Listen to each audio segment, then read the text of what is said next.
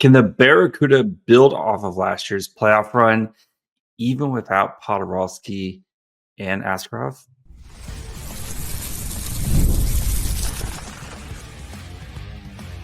You're Locked On Sharks, your daily podcast on the San Jose Sharks, part of the Locked On Podcast Network, your team every day. Hello, welcome to Locked On Sharks, the premier hockey podcast covering your favorite team in the Bay Area. My name is JD Young, caretaker at the Reef, also the co-host of Locked On NHL. I want to thank you for making the Locked On Sharks your first listen. Proudly part of the Locked On Network, we cover your team every day. If you want to be an everydayer, all you have to do is just follow along wherever you get podcasts. Of course, you can watch on YouTube as well.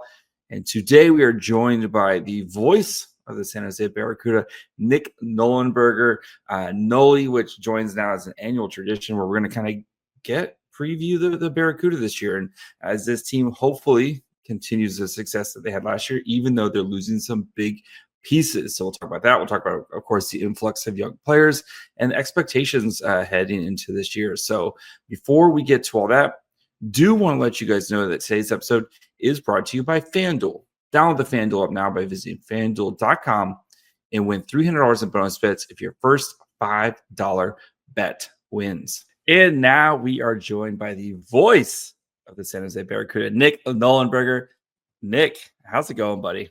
Life is good. Hockey season's back. It's such a fun time of year because there's so much optimism. And yeah, you're a fan of the Sharks organization. It's been a tough few years, but it feels like some of that pain is starting to become worth it. We'll see how things transpire, but you're starting to see the fruits of your labor, if you will, with some of these high draft picks that are in the flesh, in camp, competing, trying to make a difference. So it's a fun time of year. I'm doing great.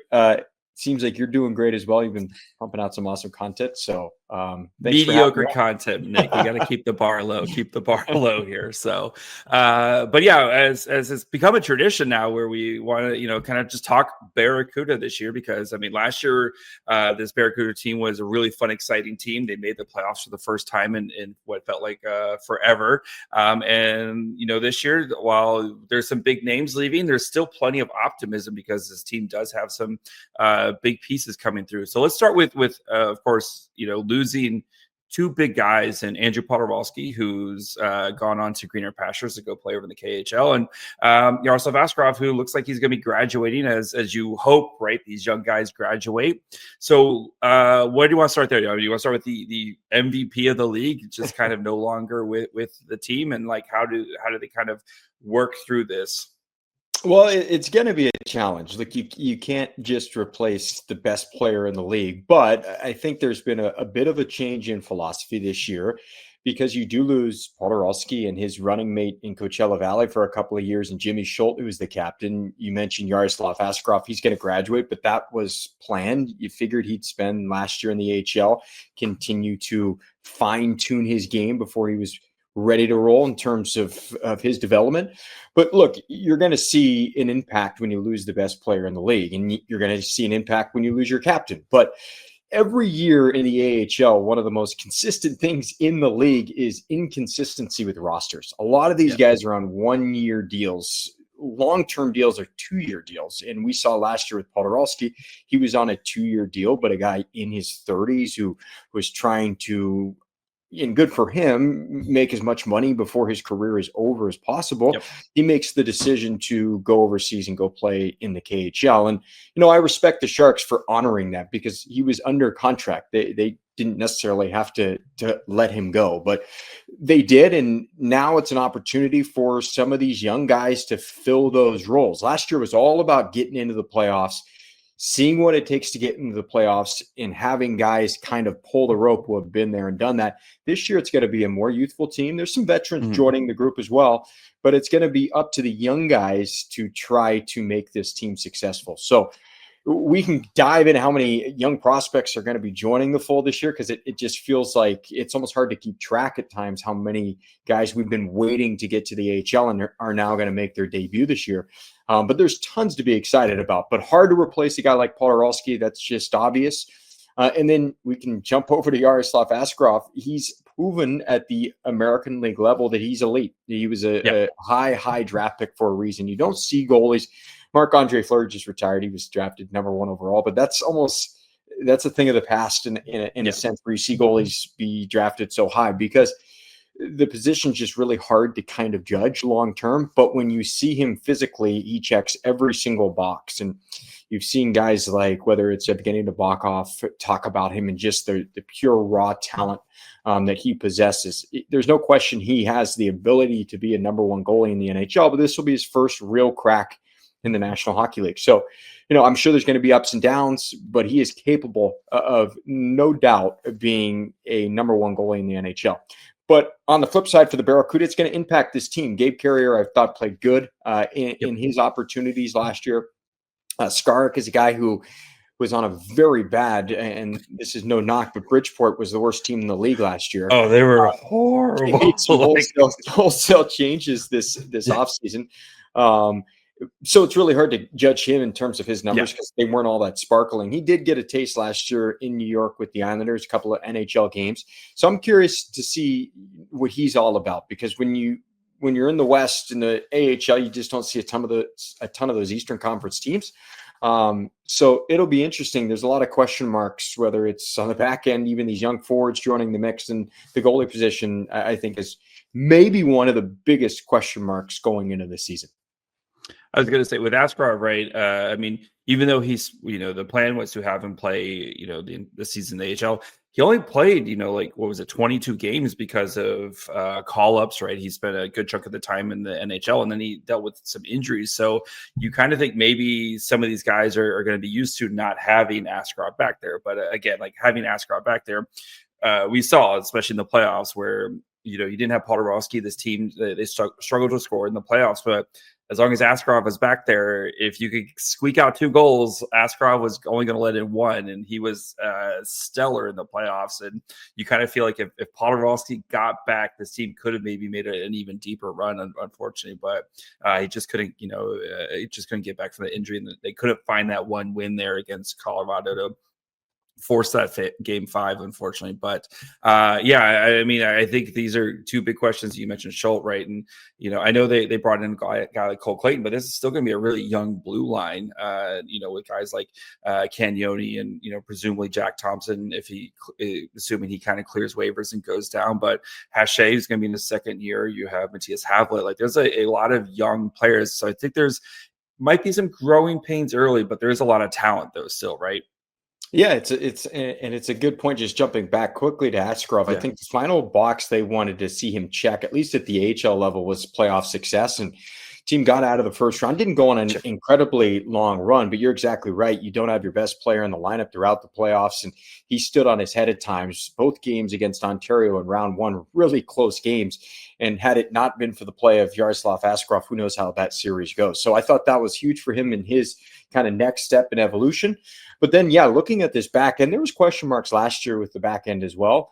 But you do lose a guy like Jimmy Schultz, who is so reliable. And he played a ton last year with Luca Cagnoni. That's, I think, the role Cole Clayton will play this year. We saw Cagnoni and Clayton quite a bit in training camp as a pair. He's a right shot that'll, obviously you've got guys on their right sides being able to, play their proper position. So it'll be interesting if that continues. I would see that as a likely kind of pairing as your top pairing. But you have Lucas Carlson in the mix, was coming off a ACL tear last year, which impacted, I think, his start to the season. Certainly he didn't participate in training camp, took him a little bit to get going, ended up scoring 10 goals. You can kind of pencil him in for double-digit goals, but you're looking for offensive production there. He's a guy you can lean towards. But I want to see where these young guys can take it. I thought Hache got better as the season continued along, spent some time in the ECHL, and for him, he talked about how important that was, just getting his touches and kind of get his timing and his rhythm and feeling confident at the professional level.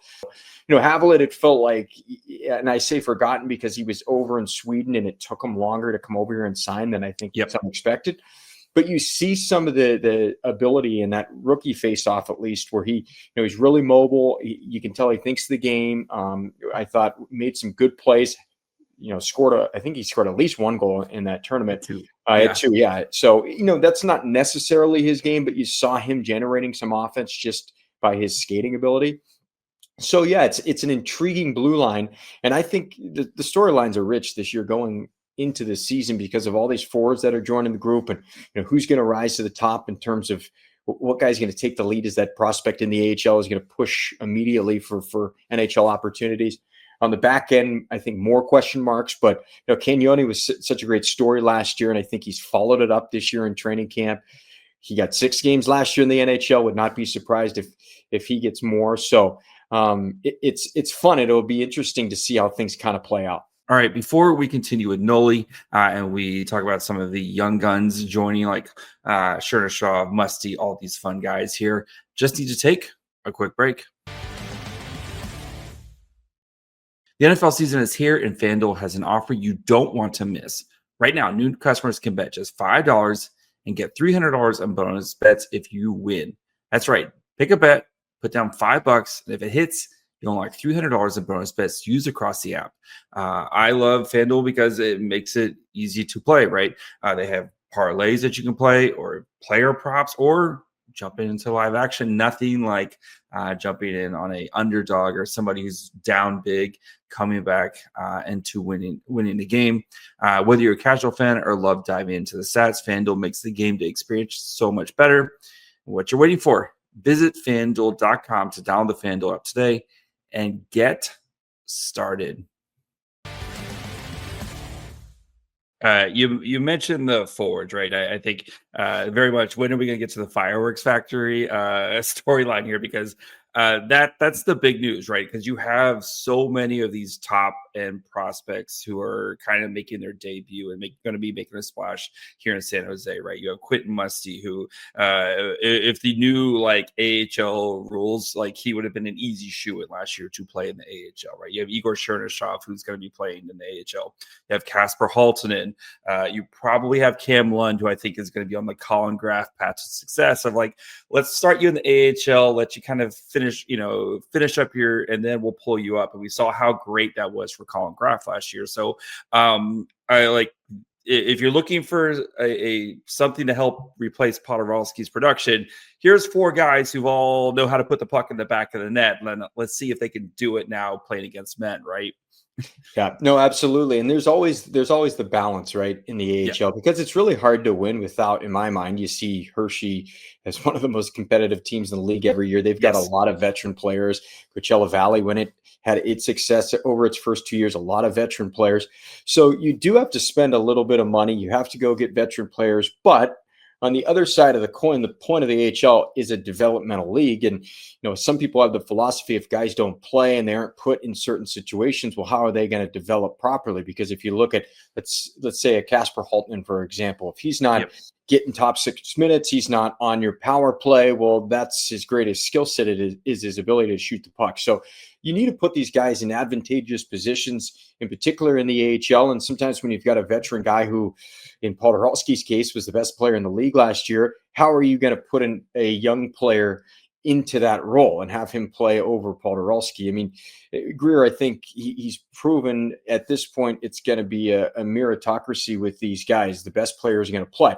With that said, you need to give the young guys opportunities. And I think that's going to be exactly what will happen. There will be growing pains. There's going to be moments probably where, we're going to be giving up lots of chances because you've got young guys who have scored a bazillion points in their career and they're still figuring out what it takes to be a pro hockey player that is on the defensive side of the puck. So there'll be nights that are rough. I anticipate that, but the firepower is extremely intriguing. And late first round, second round has been the spot that Mike has kind of targeted these wingers that hopefully can kind of fill the Sharks roster in the next couple of years on the wing to maybe a Celebrini or a Mies in the future. You certainly hope. So yeah, it's going to be interesting. Again, I'm most intrigued by who can kind of separate themselves amongst this group of players. One guy who's been here for a little bit, but again, maybe almost in that kind of forgotten prospect land, I think, is Philip Biested, guy, right, who's shown some flashes, but with a guy like Poturalski leaving, I think this is a big season for Philip Biested. You kind of presume he's going to be in the running at least for the first line center mix. Colin White, and I know they have Jimmy Huntington as well, who two veterans who could probably fill the role as well. But like, if you're the Sharks, and Mike Grier, you probably want Phil Bista to win this first line center, and then you can kind of, a guy who's been here for a little bit and help some of these young guys along. How big of a season do you think it is for Bista? I think it's definitely a big year. Phil, when I spoke to him a lot last year, and one of the questions I asked him was who's a player that you kind of look up to? And what's great about the Sharks situation is their AHL teams in the same city. So yes, the Swede kind of connection bleeds over. He got pretty close with Eklund, but Alex Wenberg is a player that he kind of compared himself to as a player, at least somebody he looks up to and wants to kind of model his game after. And I think that is a perfect example of who Phil can be in the future. I don't think he's ever going to be a hugely dynamic offensive player, but he does have some offensive skills. The way he's able to protect pucks, getting into the offensive zone and generating offense, just using his frame and holding on to pucks a little bit longer than other players, I think is certainly an asset to his game. The way he thinks the game, I think he's pretty defensively responsible. Most Swedes, they have just kind of almost they're sometimes a carbon copy of one another, just how they come over and the way they approach the game. And, it will be a big year for him, but I think this will be a great chance for him to get his first taste maybe in the NHL, maybe get some games this year and then see where he takes it from there. But for Philip Bista, a first-round pick, in my mind, you think, well, is there going to be a ton of offense? That's just not necessarily his game. Now, he can put up offense, but the greatest asset for Phil, in my mind, is in the future is being a 200-foot player who can, jump onto a penalty kill, can take some big face-offs, is a big body, he's going to wear teams down. So, excited where he can take his game, because there's so many outside factors for a player coming over from Europe, where they're just getting used to the culture and simple things like where the grocery store is and, what is available in the grocery store, where they're going to live, and their car situation, how to get to the rink, all these different nuanced things that we don't always account for. He doesn't need to worry about that this year because he's been in San Jose now for over a year. So excited to kind of see where Phil can take his game this year for sure.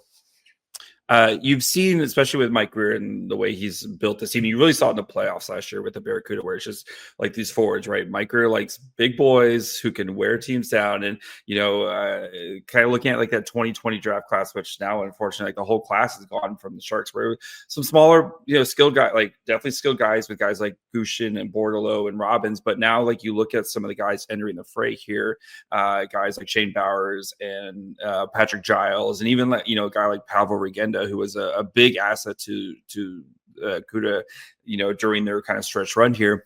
How does that, kind of make this team, you think, maybe more playoff built compared to what we saw with some of the smaller players? Yeah, it's really interesting. You look at the playoffs. I think Colorado was kind of the exception when they won the Cup a few years ago as a smaller team. But for the most part, these teams that win are big and heavy and they can skate. Vegas, perfect example. Obviously, Florida, the last couple of years. And I think Mike and his staff, that's how they view playoff success, long-term playoff success, is you have to be physically able to handle the rigors of the postseason. The regular season, one thing, playoffs is just a different animal. So there's no doubt been a concerted effort to get a little bit bigger. I always kind of view not that a small player can't make it, but I always view the target from a prospect standpoint. The bigger a player, the bigger the target. It seems like a better chance of success because they can make it in different areas. A smaller player, things kind of have to break the right way, it seems like, for a player to make it ultimately. And these things are cyclical. I feel like when the Sharks went really heavy, you can go back, I think it was a 2020 class when they took 9 forwards. It was all forwards in that draft class. And one of them, if I'm not mistaken, Brandon Coe, was like the only guy over 6 foot.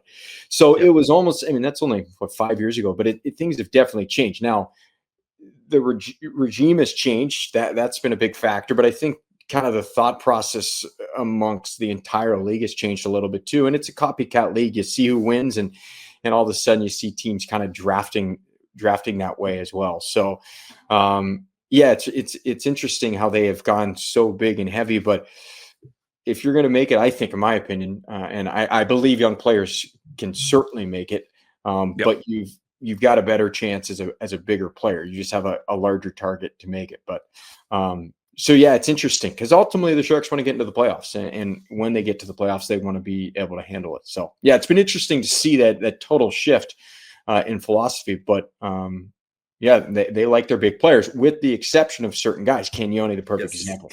Cagnoni, yeah. And like I always say with a guy like Luka Cagnoni, with these smaller players, right, especially smaller defensemen, if they make it to the NHL, they're usually amazing. And if they don't, right, they don't. Right. So that I'm very, I mean, you know me, I'm very much the leader of the Cagnoni hive. I think Cagnoni is amazing. I think he's going to have an amazing season. And I cannot wait till, unfortunately for you, I can't wait till he gets that call up and he just never comes back. Because, That's okay. That's okay. That is the point. That's the point of the league. I mean, you hope you build relationships with these players and you hope they all make it to the NHL. I mean, that is the ultimate goal. So you won't find anybody complaining, even though it does suck when you lose your best player. That's just the nature of the league. But, we want these guys to get to the NHL. All right. Before we finish up with Noli and kind of talk about expectations for this season and games he's looking forward to on the calendar, just need to take a quick break. I'm super excited to tell you about my new favorite jeanswear brand, Doer. I've been living in their performance denim straight jeans, and honestly, they've completely changed the game for me. I love my Doer jeans because, one, they look great. There's nothing more important than looking good in your jeans. But two, they're also super comfortable. They have 5 times the stretch of traditional denim. They feel stretchy without looking stretchy. Doer combines classic jeanswear style with the kind of comfort and performance you get from athletic wear, the best of both worlds. There's a reason why they call them the world's most comfortable pants. Don't take my word for it. Go try a pair on for yourself. Doer just opened up a store in Hayes Valley so you can feel the difference firsthand. Go check them out on 567 Hayes Street and mention our promo code LOCKEDONSF in store to get 15% off your first order. Or check them out online at shopdoer.com/LockedOnSF for 15% off. That's shopdoer.com/LockedOnSF. All right. Kind of, looking at this season here, I expect the expectations are, even though you did lose some big pieces in Askey and Poturalski, but expectations should still be playoffs, right? There's still a lot of guys who are, I guess, kind of, I don't want to say entry veteran status, but like guys who've been here for a little bit. You look at the guy like Ethan Cardwell, Bill Beeson, who I mentioned before. You have some veteran guys. Like, does it feel like the expectations should be a playoff team for this Barracuda team? Yeah, I mean, I think that's the goal for this organization right now, in particular, over the next couple of years, is for these guys to get into these playoff situations. I think when the Sharks get back into the postseason themselves, all these prospects that were with this Barracuda team will look fondly back on this time and how important it was for their development, because you hear players talk about it, you hear coaches talk about it. What is accomplished in a playoff game compared to a regular season game, it's like it's on steroids almost. The development and what you take away from it is incredible. Just the intensity and the speed, the physicality, what is learned in a playoff situation. You really can't mimic it in a regular season game. So that's the goal. Even though you have a lot of guys leaving, and we mentioned some of those names, I think the goal is for this team to get into the playoffs again. And over my first few years, we had younger teams. There was a lot of talent on some of those rosters, but we had younger teams that still push for playoff spots. And I think it was almost like there was a confidence that rolled into each season because it was a team that was making it annually. When you don't make it for a few years, you lose a little bit of that shine, and it becomes more challenging. So now that the door has been kicked in, I think, not that it's going to be any easier, but I think the standard has now been set, and we'll see if some of these newbies that are joining the fold can kind of carry the torch and continue that trend, because it is very, very important, I think, for the organization still to get these prospects into playoff situations. Which new guy are you kind of most interested to see? It's a really good question. Last year I was really impressed by Chernishev just based off the size. The season. Which new veteran? Let me qualify this. Veteran, okay. Veteran guy are you most interested to kind of seeing what they can do here? Yeah, there's a couple of guys that just, when we sign them that are intriguing. I can start with Jimmy Huntington. He didn't play much last year, 4 games, missed most of the season. But before that, in Hershey the year before, he put together his best stretch of hockey in his career. He was really, really good, in particular in the playoffs. So I believe he's 100% healthy, and we'll see if he can kind of just pick up where he left off during that season in Hershey. To have that type of experience in the room, championship caliber type presence, I think is going to be really valuable. So there's multiple guys we can pick, but Huntington up at the 4 position, and then Cole Clayton on the back end, because Clayton has not played any games in the NHL in his career, but has been a really solid AHL defenseman. And as we noted, he'll likely be part of a top pairing with Luca Cagnoni. So does he kind of get some of the residuals in terms of opportunities, because he'll have more eyeballs on him? We'll see. So, you never know. We'll find out as the season kind of starts to unfold. But those are 2 guys that come to mind as new additions coming via the free agent landscape that I'm intrigued to see what they can add to this team. I'll let you go now with the young guys. Which young gun are you most excited with now? So. Okay. There's lots of faces, and we're talking in the middle of training camp, so the roster is not completely set, and there's going to be fluidity throughout the year. I always think it's funny how big of a deal we make opening night rosters when somebody could 20 minutes later, the whole thing down 20 minutes later. So especially when your AHL team is down the hall and it's so easy to make transactions, you don't got to fly a guy cross country. So, I don't look into that stuff a ton. What I do like, though, is when guys are able to make an impression and kind of open eyes, if you will, to the NHL coaching staffs and to the organization. So from a young guy perspective, Chernishev is a guy I mentioned, just physical size. The numbers he put together last year after coming off a pretty serious injury were incredible. Playing, in Saginaw with Michael Mises certainly didn't hurt, but the Sharks hope that's part of the future, right? That he's a guy who's on the wing and a big body who can score. And I think his frame, he's going to be able to incorporate some tenacity and a little bit of maybe bite to his game over time. So he's an intriguing guy. Musty, we'll see if he ends up kind of sticking around here till the end of the Sharks, because he's been really impressive. And there's been so many prospects that have joined the organization. Sometimes you almost like a guy just falls a little bit off to the wayside for a moment. And last year was an interesting year for him. Had a couple of injuries, of course, requested the trade out of Saginaw and just didn't go the way he hoped. And you kind of touched on it on the top. If he was able to play in the AHL last year, it would have been perfect for him. He wasn't. And then you got to go back to junior and you're just too good for that league. So he's come in and he's looked like a different player in my mind from what we saw last year. He was good in the rookie tournament last year. It didn't translate to training camp. He was good this year, and it has. So, he's a guy that has all the talent in the world. So if he ends up playing some games with the Barracuda, he will certainly be a guy I'll keep my eye on. All right. The Barracuda, a successful Barracuda season this year is what? We talked about, I think getting into the playoffs again is a pretty easy one. I want to see these young guys, when you draft a player high and then you see them in rookie camp, development camp, all that stuff. Sometimes you look at a player and you can almost tell right away. You're like, okay, I kind of see something here. And same thing early in the season. What are we going to see from some of these young guys? Who's going to sustain it throughout the year? Who's going to hit a wall come January when it's the dog days of the season? This is going to be a big year for a lot of players. So, that's the thing I'm probably most intrigued about is just, again, and I'm sounding like a broken record, but who can kind of rise to the top? When you have this many prospects that we've all heard about for a couple of years now, who's going to be the kind of guy that separates from the pack and can try to start pushing for NHL opportunities? That's kind of what I'm looking forward to the most. All right. I'll get you out here with some easy ones. The best player on the Barracuda this season will be Luca Cagnoni. Last year he was a layup for you. Yeah, he was incredible. And there's a lot of things that I think people have question marks about him. Can he adjust to the pro game?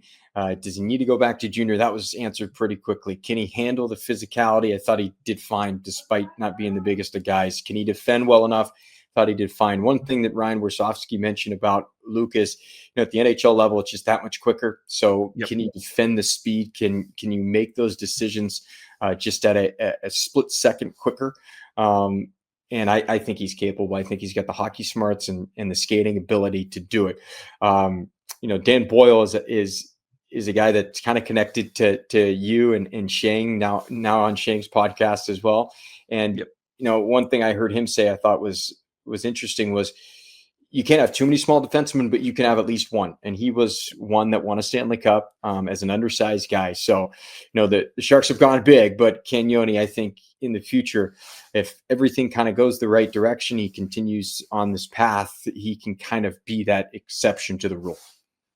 The Cagnoni Wong period is going to be great. Cannot wait for it. Yes. All right. Final one. What is your favorite theme night that they have planned for this year? Which one are you looking forward to the most? Ooh, that's a really good question.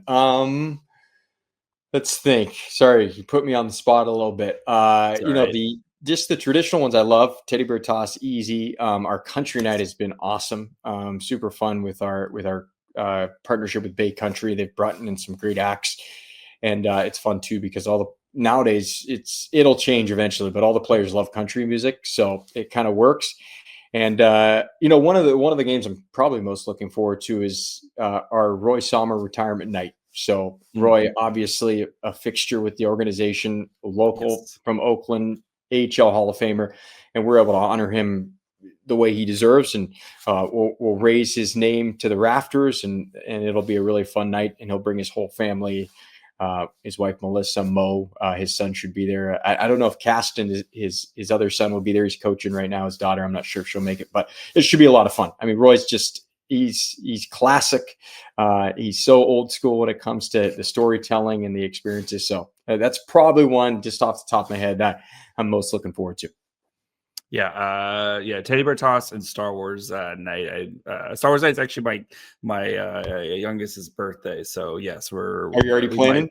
We're already trying to play. We're already planning games this year. So yes, cannot wait. Very excited. Nick, I've taken up way too much of your time as always. So of course, Nick, where can the people find you? I know we got games coming. You got games coming up like next weekend, don't you? Two preseason games this weekend. We'll be calling both of them in Bakersfield on Saturday, 4:00 start, and then back home on Sunday, also 4:00 start. You can find me on Twitter at Nick Nolan. We'll call all the games this year. You can listen to us live on the Sharks app. Whenever the Sharks aren't on their audio network, 24-hour home, we'll bump over there as well. And we're planning on having another 5 or so television games this year as well. So, so you can watch them, in your market as well. That's where you can find me, and appreciate you having me on. Appreciate the support. And you going to be doing pregame shows again this year? Yeah. I think I'm doing about 12 this year. So we'll talk lots of CUDA this season for sure on pre and post. Yeah, don't forget us little people as you continue to climb up the ladder, Nick. Thank you so much, buddy. We'll chat again soon. All right, JD. Thank you. As always, thanks to Nick Nollenberger for joining me to hanging out to talk about some Barracuda hockey. Super excited about this Barracuda team. There's going to be so many young, fun guys to watch. Musty and Cagnoni, Halton, like just all these young guys are going to be making an impact for the Sharks sooner rather than later. Super excited about this team and kind of the expectations. And yes, I know they lost some big veterans, but I think they have enough talent to help maybe overcome that. So I think a big year. I think it's going to be a fun year for the Barracuda this year. So we'll be back, though, Friday night after the Sharks continue their preseason tour here. They take on Vegas. So we'll have a game reacting to that on Friday night. No hotel lobby one this weekend. So we'll be home for these. We're back at home for these games. So make sure you're following along wherever you get podcasts. And of course, you can watch on YouTube as well. Follow the show on Twitter, Facebook, Instagram, and on TikTok over at Locked On Sharks as well. Follow me on Twitter and Blue Sky at My Fry Hole. Until Friday night. Bye, friends.